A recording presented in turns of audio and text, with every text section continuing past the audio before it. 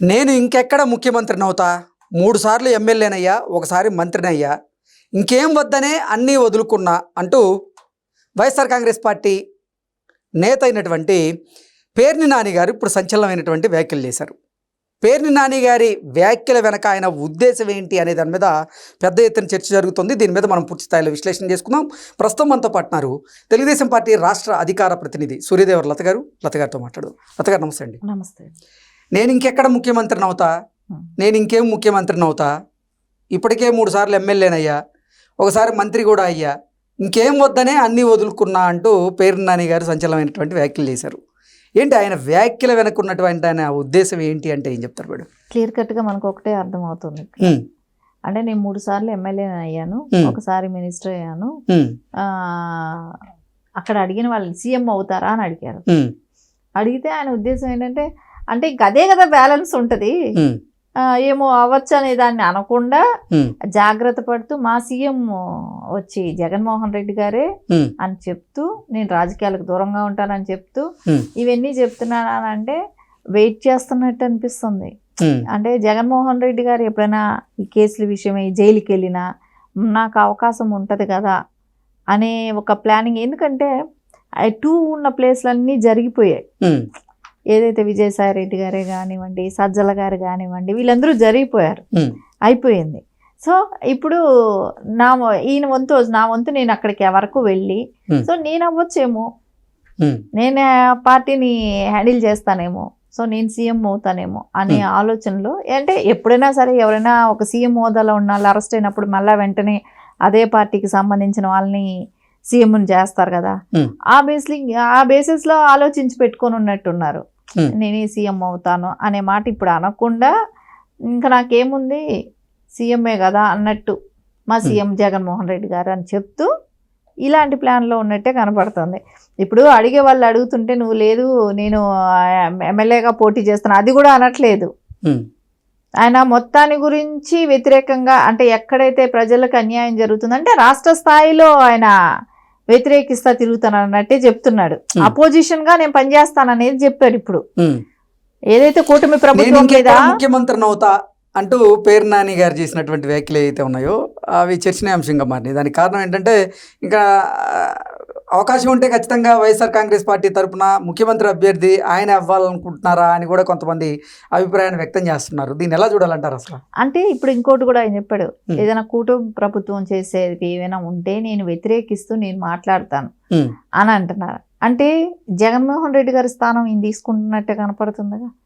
నేను ఇక్కడ ప్రెస్ మీట్లు పెడతాను, నేనే మాట్లాడతాను అని చెప్తున్నారంటే అదే కనపడుతుంది. ఇంకా నెక్స్ట్ ఎగ్జాక్ట్గా ఆయన కనిపిస్తుంది నేను సీఎం అవుతాను, నేను సీఎం అవ్వాలనే ఆలోచనలో ఉన్నారు. ఇప్పుడైనా జగన్మోహన్ రెడ్డి గారి కొంచెం జాగ్రత్త పడటం మంచిదేమో అనిపిస్తుంది. ఎందుకంటే ఎవరైతే ఆయనకి సెకండ్ ప్లేస్లో ఉన్న వాళ్ళందరూ దూరం అవటంతో, సో ఖచ్చితంగా ఇలాంటి వాళ్ళందరూ పక్కన చేరి ఇప్పుడే బయట హింట్స్ వస్తున్నాయి. సో వీళ్ళ ఆలోచన అంతా అదే ఉంది. భారతిరెడ్డి గారికే వీళ్ళు చెక్ పెట్టే పరిస్థితికి వెళ్తున్నట్టు అనిపిస్తుంది. సో ఆల్రెడీ భారతిరెడ్డి గారు ఉన్నారు వెయిటింగ్ లో. సో ఈయనేమో అంటే నేను ఉంటాను అనేటట్టు మాట్లాడుతున్నారు ఇక్కడ. సో రాబోయేటువంటి రోజుల్లో ఖచ్చితంగా పేర్ని నానిని వైఎస్ఆర్ కాంగ్రెస్ పార్టీ తరఫున ముఖ్యమంత్రి అభ్యర్థిగా ఉన్న చూడొచ్చా? ఆయన మాటల వెనక అలాంటి ఉద్దేశం ఏదైనా ఉందా అంటే ఏం చెప్తారు? అంటే ఆయన చెప్పకనే చెప్తున్నట్లుగా ఉంది. నేను ఇంకెక్కడ ముఖ్యమంత్రిని అవుతా, నేను ఇప్పటికే 3 సార్లు ఎమ్మెల్యేని అయ్యాను, ఒకసారి మంత్రిని అయ్యాను, అన్నీ కావాలని నేను వదులుకుంటున్నాను అన్నట్టుగా ఆయన చెప్తూ ఉన్నారు. ఏంటి అంటే ముఖ్యమంత్రి అయ్యేటువంటి అవకాశం ఆయనకు వచ్చినా కానీ ఆయన వదిలేస్తున్నారా? ఇప్పుడు ఆయన అనుకోవచ్చు నేను సీఎం స్థాయి వ్యక్తి నేను ఆయన అనుకోవచ్చు, కానీ అనుకున్న ఆ family faction family Jaganmohan Reddy గారి ఫ్యామిలీ. సో మనం చూసాం రాజకీయాల కోసం ఒక సీఎం పదవి కోసం ఎన్ని జరిగాయని. ఒక బాబాయ్ లాంటి వాళ్ళుగా గొడ్డల పోటే కావచ్చు, తల్లిని కానివ్వండి, చెల్లిని కానివ్వండి, కుటుంబ వ్యవస్థనే కుటుంబంనే ఇంకా అసలు చనిపోయే వాళ్ళు చనిపోవటమే, పక్కకు పెట్టేసే వాళ్ళని పెట్టేసేయటమే, కోర్టులకు కేసులు వేసే వాళ్ళని వేయటమే, వాళ్ళ గురించి సోషల్ మీడియాలో కూడా ట్రోల్ చేసే అవకాశం ఉంది, చేశారు కూడా. అవన్నీ చేసిన వాళ్ళు పేర్ని నాని ఒక లెక్క అవుతారా? ఈయన ఒకవేళ అత్యాస పడుతుంటే కరెక్ట్గా చెప్పుడో చెక్ పెట్టేస్తారు. సో అది ఆయనకి తెలిసే ఉంటుంది. కాకపోతే ఏంటంటే మంచిగా ఉంటూ ఏదైనా అవకాశం వస్తుందేమో, నమ్మిన బంటులాగా ఉంటాను కాబట్టి నాకు అవకాశం వస్తుందేమో అని ఎదురు చూస్తుండొచ్చు. ఎంత ఎదురు చూసినా ఏం చేసినా భారతిరెడ్డి గారు ఉన్నారు. సో ఆవిడ హ్యాండిల్ చేయాలనే ఉద్దేశంతోనే కదా. ఇప్పుడు పార్టీలో కూడా ఈ రోజున తల్లి లేకుండా ఉంటాం. పార్టీలో తల్లి ఉండేవాళ్ళు, ఒక టైంలో చెల్లెలు ఉండేది, వాళ్ళందరూ కూడా లేకుండా పక్కకి వెళ్ళిపోయారంటే ఫ్యామిలీలో కూడా ఇంటర్నల్ ప్రాబ్లం వచ్చింది. ఓన్లీ దేనికి అది రాజకీయాలు. సో ఆధిపత్యం ఎవరో బయటవాడికి ఎందుకు ఇస్తారు మళ్ళా? ఇదంతా ఆయన అత్యాశే అవుతుంది. దీని మూలాన ఎవరైనా చెప్పి సోషల్ మీడియాలో ఇలాంటివి ఒక ఆలోచన ఆయన కలిగించి ఒకవేళ ఆయనకే వచ్చినా కూడా ఇలాంటి వాటి జోలికి వెళ్తే ఏదో అంటారు కదా, కరెంట్ పట్టుకుంటే షాక్ కొడుతుంది అన్నట్టు, అలాంటి షాక్ ఆయనకు వస్తుంది. ఎందుకంటే అది పూర్తిగా ఫ్యాక్షన్తో కూడుకున్న ఫ్యామిలీయే కావచ్చు, రాజకీయాలే కావచ్చు, వాళ్ళ వైసీపీ రాజకీయాలే ఆల్రెడీ చెప్పారు. కుటుంబ సభ్యుల సునీత గారే కావచ్చు, షర్మిల గారు కావచ్చు, వీళ్ళందరూ కూడా చెప్పారు రక్తంతో తడిచిన పునాదులు వేసుకొని పుట్టిన పార్టీ వైఎస్ఆర్ పార్టీ అని. అది ఖచ్చితంగా అది వాళ్ళే చేస్తారు. అందుకని నెక్స్ట్ ఆయన ఆలోచనలు ఉన్నా కూడా ఎవరైనా చెప్పినా కూడా అది కూడా ఇంకొక దృష్టిలో ఆలోచిస్తారు. సో మనం ముందుకి ఒక అడుగు ముందుకేస్తే 10 అడుగులు వెనక్కి ఆలోచిస్తుంటారు. ఎందుకంటే ఆ భయం అనేది ఉంటది కాబట్టి. అంటే వైఎస్ఆర్ కాంగ్రెస్ పార్టీ తరఫున ఈ మధ్య కాలంలో నిజంగా పేరు నాని గారి కుమారుడు అయినటువంటి పేరుని కిట్టు కొన్ని వివాదాల్లో చిక్కుంటూ ఈ మధ్య కాలంలో ఎక్కువగా వార్తల్లో వినిపిస్తూ ఉన్నారు.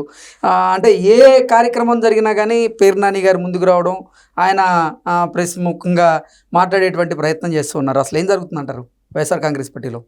అంటే ఇప్పుడు అక్కడ ఉన్న పార్టీలో ఉన్న సభ్యులు అందరూ కూడా మనం చూస్తుంటే, అంటే గతంలో వాళ్ళు ఎవరైతే పార్టిసిపేట్ చేశారో అందరినీ కూడా చూసాం. వివాదాల్లో ఉండే వాళ్ళే ఉంటున్నారు. అంటే మినిస్టర్లుగా చేసిన వాళ్ళు నిన్న పోలీసులతో వాగ్వాదానికి దిగడం, ఆ తర్వాత పోలీసులకు సంబంధించినటువంటి యూనియన్ వాళ్ళు ఆయన్ని హెచ్చరించేటువంటి ప్రయత్నం చేయడం, ఇవన్నీ మనం చూసాం కదా. సో దీన్ని ఎలా చూడాలంటారు అసలు? అంటే వాళ్ళకి ఏంటంటే ఇప్పుడు వాళ్ళ పిల్లలకు కూడా ఎలా అయిందంటే అధికారంలో ఉన్నప్పుడు ఒక చలాయించారు కదా, అది ఒకటి ఉండదు. యథారాజా తదా ప్రజా అది ఖచ్చితంగా ఉంటుంది, లేకుండా పోయేది కాదు. కానీ ఏంటంటే ఆ 5 ఏళ్ళు గడిచినది ఇప్పుడు కూడా అదే నడవాలి అనే ఒక ఆలోచనలతో వాళ్ళ పిల్లలకు కూడా అదే మైండ్ సెట్లోకి వెళ్ళిపోయారు. సో దాని మూలాన ఇప్పుడు కూడా అలాంటివి జరగవు అనేది వాళ్ళకి ఇంకా అర్థం అవ్వట్లేదు. అర్థం చేస్తారు కూడా. కూటమి ప్రభుత్వం ఖచ్చితంగా అర్థం చేస్తుంది. దీనికి ఏమీ ఆలోచించాల్సిన పని లేదు. సో ఎక్కడైతే వీళ్ళు చేసిన దౌర్జన్యాలే కావచ్చు, ఇట్లాంటివి ఏమి జరిగినా ఖచ్చితంగా ఖండిస్తుంది. ఎవరిని ఎక్కడ పెట్టాలో, ఎంతవరకు వాళ్ళకి అవకాశాలు ఇవ్వకుండా ఇంకోసారి ఇట్లాంటి తప్పుల మీద తప్పులు చేయకుండా కూడా అక్కడికే కట్టడి చేస్తుంది. Okay madam, thank you.